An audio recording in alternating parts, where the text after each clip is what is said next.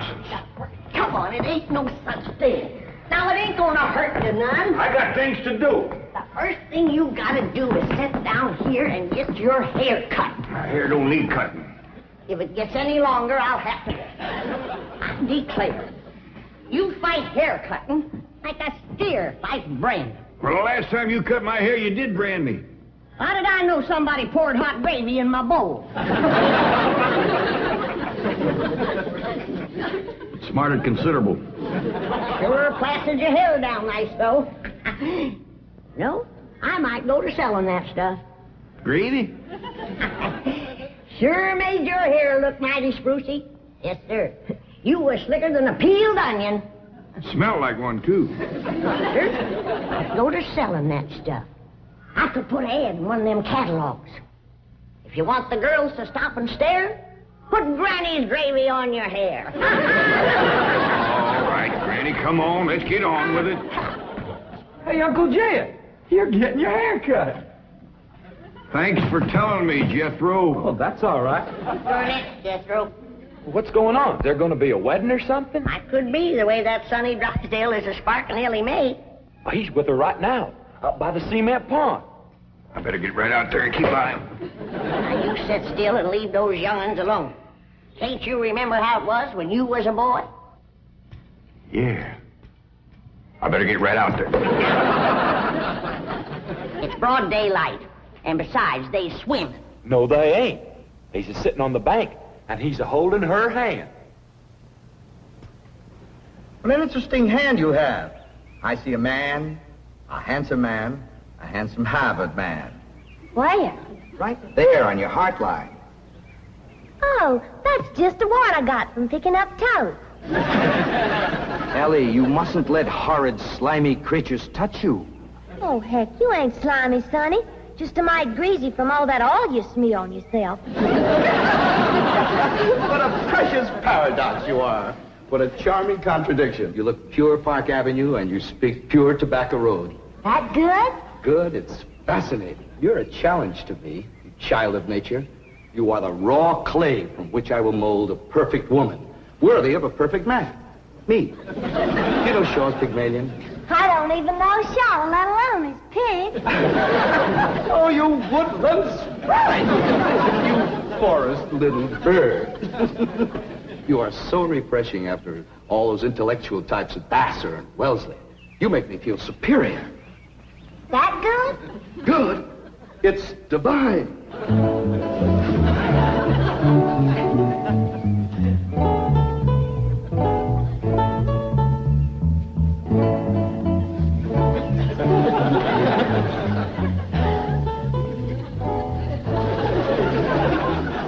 I am Caesar, and you are a fair-skinned captive, a barbarian slave. Shall I drag you through the streets of Rome behind my chariot? Or shall I throw you into the arena with my lions? No, Caesar has other plans for you, my little savage. You shall be my slave, yes, but only the invisible bonds of love shall make you my prisoner. Come, I shall strum upon my lyre and recite odes to your beauty. What say you to that, fair maiden? How speak you now to mighty Caesar? I declare, Sonny, you're more fun than a bucket of tadpoles.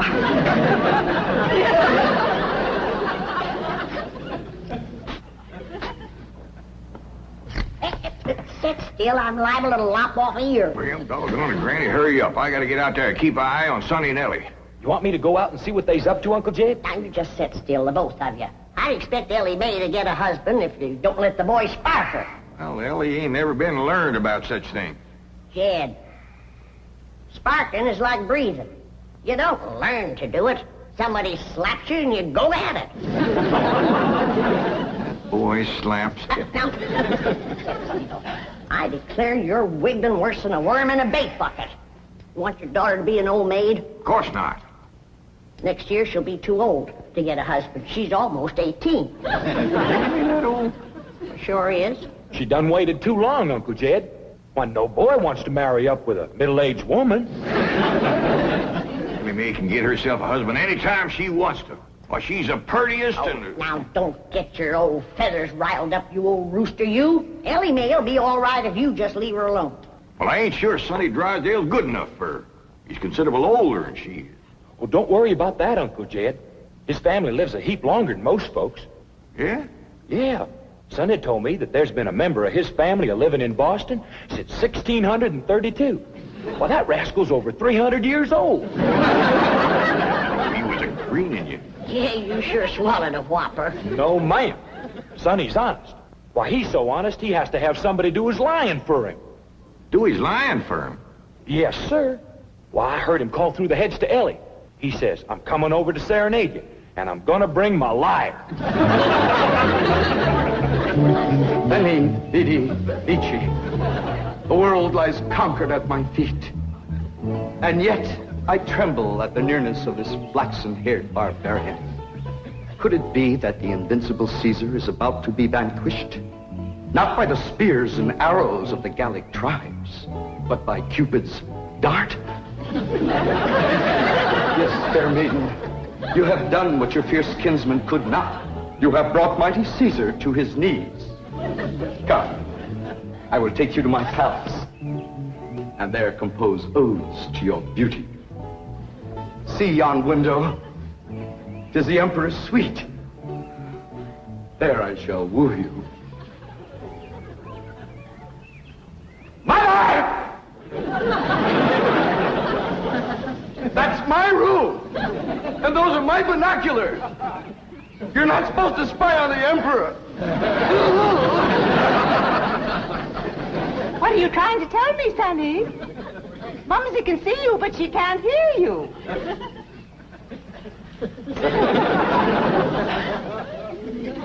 Yes, darling, Mumsy is watching.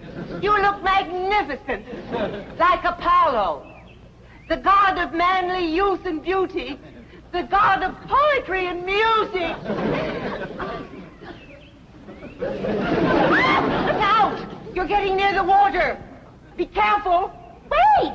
Mommy will get your inner tube. Come, fair maiden, and I shall sing of your golden tresses, and your azure eyes, and your skin of alabaster, and your other charms that set me aflame. You mean you really burn it? Yes, dear one, and only you can put out the fire. Okay.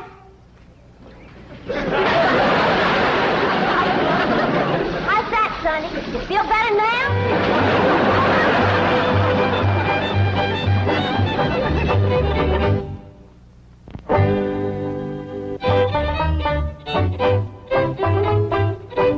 All right, Jethro, you're next. Oh, hi, Elly May. Where's Sonny? Well, he run home to his mama. You didn't throw him down and hurt him again, did you? Don't you know, Tom? He caught fire, so I wetted him down in the pond. Sound like you done the right thing. How'd you catch fire? He said it was my charms that set him to burning. What charms was you toting? Well, just my sack of crawdad bones and my buckeye. You never heard of crawdad bones and a buckeye starting a blaze? What happened to your rabbit's foot? I didn't have it. There you are. You can expect trouble when you ain't toting a rabbit's foot. You know what my teacher over at Pot School said about toting a rabbit's foot? What? She said it's a superstitious invocation contradicted by scientific knowledge. It's always nice to know you ain't been doing something foolish. Don't you worry none, Elly. You go jump into a purty dress, and I'll whop you up a love charm that I guarantee will bring Sonny Drysdale back. Yes, I am, Mother. I'm going back. Sonny, darling, you're delirious. Here, breathe some of this penicillin. I'll send for an ambulance. Mother, I am perfectly all right. Of course you are, precious.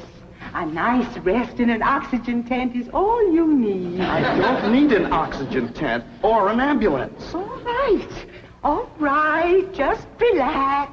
And Mumsy will call the police. Police? But of course. I mean to have that violent, dangerous girl arrested for attempted drowning. Mother, you will not call the police. I'm going back there right now to see Elly May. Ah, darling, that's very brave of you, but you're in no condition to make a citizen's arrest. Mother, I'm not going to arrest her. I want to help her, to work with her, to tutor her. What? She's like a wild, wonderful jungle cat, and I'm going to tame her. Honey, you are delirious. I'll call the doctor. Mother, mind is made up. That girl needs me. For the first time in my life, somebody really needs me. I need you. The whole world needs you. Elly May Clampett needs me, and I need her. I'll be her Pygmalion, and she'll be my Galatea. Sonny, you're not becoming emotionally involved with that creature. She's not a creature, Mother. She's a girl. A wild, wonderful, beautiful, ravishing girl. Yes, I am becoming emotionally involved. I forbid it. She's not socially acceptable for my baby. Mother, I'm not your baby anymore. I'm a man in search of a woman.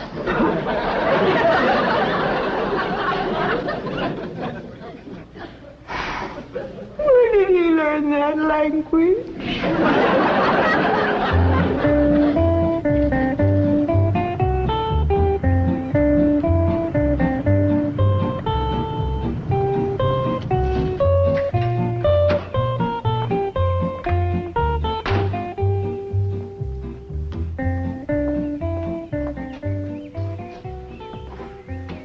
Hello, Duke.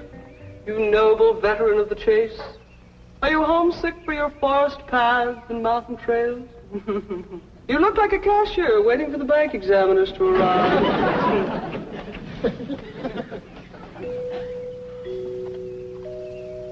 You know, if you were a cashier, you could hide $1 million in here.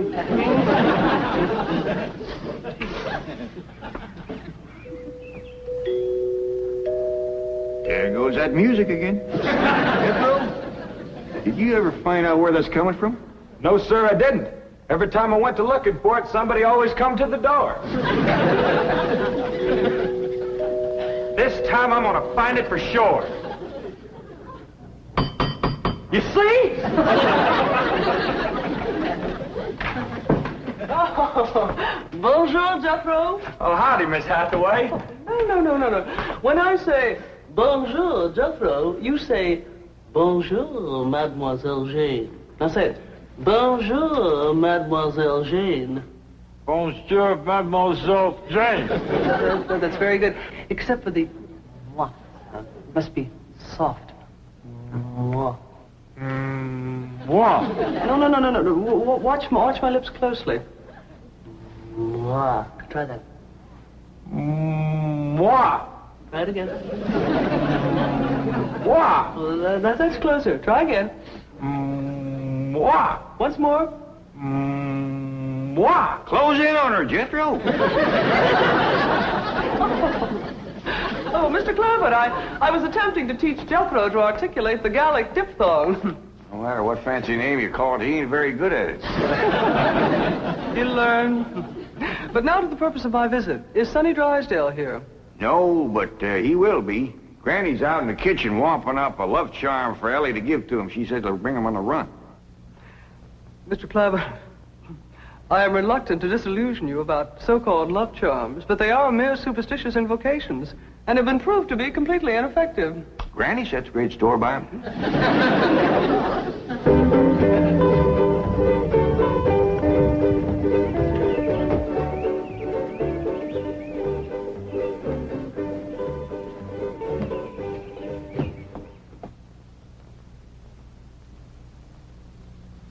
Here you are, Elly. One guaranteed love charm. Guard it with your life. What's in it, Granny? Oh, I dasn't tell you. Leastways, not just yet. But I'll give you the secret before I go on to my reward like my granny done to me. I'll guard it too, Granny. Granny? Granny, Mr. Clampett tells me that you've conjured up some sort of love charm for Elly May. Right here it is. It's made out of all secret stuff. That is ludicrous, irrational, sophomoric, and pure hokum. You didn't even guess one ingredient. No, Granny. Don't you come spying. I'm telling you for the good of the country. If the secret of this love charm ever got out, I shiver to think what might happen. I wouldn't want it on my conscience. Hear me now, mongrel. Neither sleep, nor snow, nor vicious beast shall keep me from the side of my beloved. Here I come, ready or not. So, you still think it won't work, huh? That is correct. All right, Elly. Open up the pouch, mate. Now, when I drop this starching powder in it, quick close it, press it to your heart, and say, darling, darling, my true love, come a-swooping like a dove. Darling, darling, my true love, come a-swooping like a dove. This is Elly! Elly!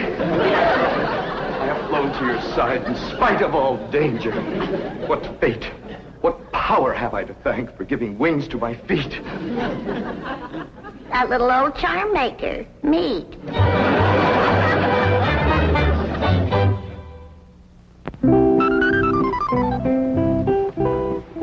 And now we shall begin the transition from Tobacco Road to Park Avenue. Now you watch me closely and I'll show you how to develop perfect posture and grace of movement. Ah, Kipling. Well, do you like Kipling? I don't know. I ain't never kippled. Oh, you are a challenge, you ravishing rustic, you child of nature. Now here, you try it. There we are. Now walk. Go. You'll have to try that again. Now sit down. Now watch me. We walk as though upon a cloud, and we glide with lissom grace. And as we walk, we always keep a smile upon our face. What's he doing? Out there is something called Kipling. He's trying to learn it to Elly. Now, this is how you sit in a chair, smoothly and gracefully. There ain't no chair where he's a-sitting. I know.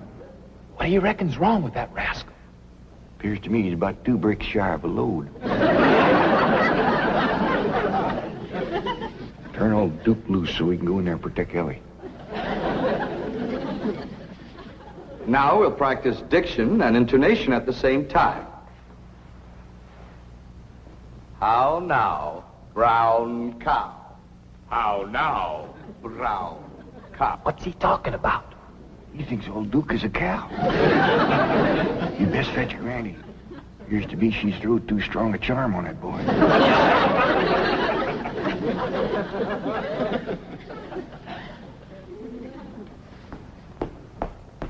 There you are. One guaranteed charm. Now, you hold the bag while I sift in the starter. I know this is all a lot of absolutely ridiculous nonsense. Please hurry. Darling, darling, my true love, come a-swooping like a dove.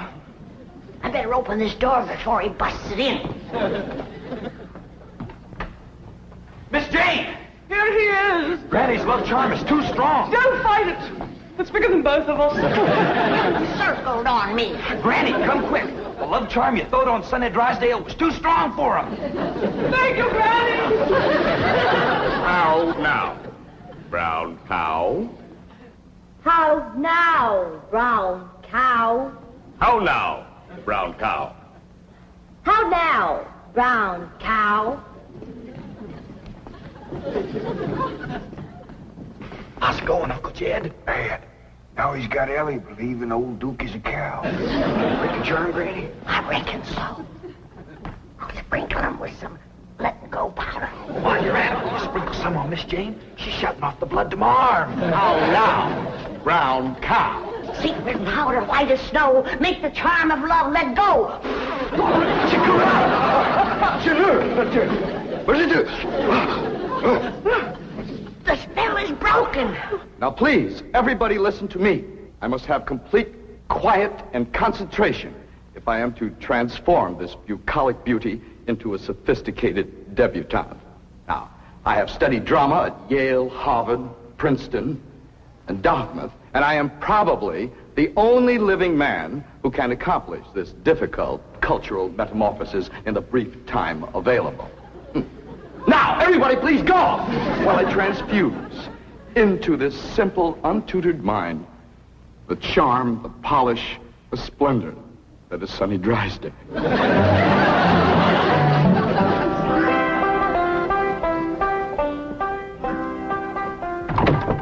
Jed? Hi, Granny. Is Elly and Sonny still in that room alone? It was the last time I was listening, a couple hours ago. They was talking about the rain in Spain, a land in the plain. Well, I guess they can't be up to no nonsense if they're talking about the weather. Doggies, I can't wait to see Elly all polished up and talking like Sonny and Miss Jean.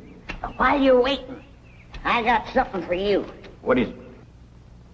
A love charm. What in Sam Hill I want with that? It ain't what you're wanting, it's what you're getting, a woman. And it's high time you got one, being a widower. Besides, the moon is right. That's why this stuff is working so high-fired powerful. So here.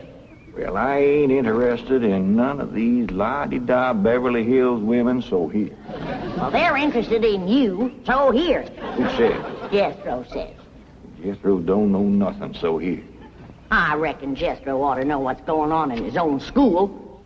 Besides, I saw her making sheep's eyes at you, so here. You caught who making sheep's eyes at me? Mrs. Millicent Schuyler Potts, that's who. Oh, now. You did? Educate a woman like that? Jethro says she asks for you every day. Oh, what'd she want with an old mountain goat like me? If I was to put a little starting powder in there, and you was to say the magic words, no woman could resist you. I don't hold with stuff like this. You're scared, ain't you? Oh, I ain't scared. Then go ahead. I double dog dare you. Well, Open the pouch-a-mite. Now, well, this is just a lot of doggone nonsense. close it tight, clamp it to your heart, and say the words.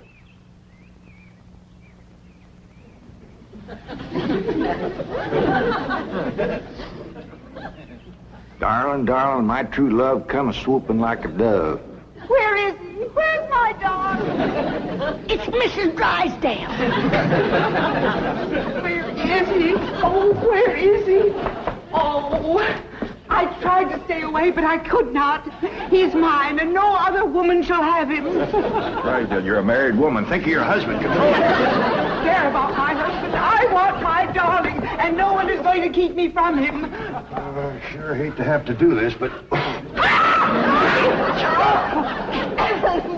Sonny, where are you, Sonny? He's inside with Elly May. Now, if you just calm yourself down, I'll go and get him. Thanks for coming, Miss Drysdale. Howdy, Ma. Was you a-hollering for me? They brainwashed you.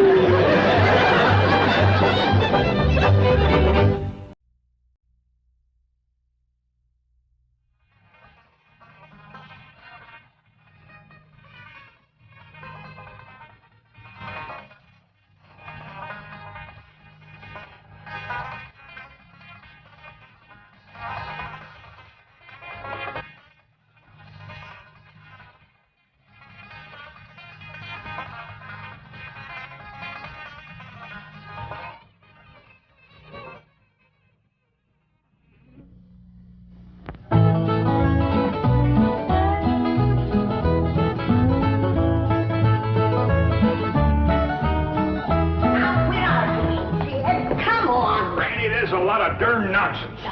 Come on, it ain't no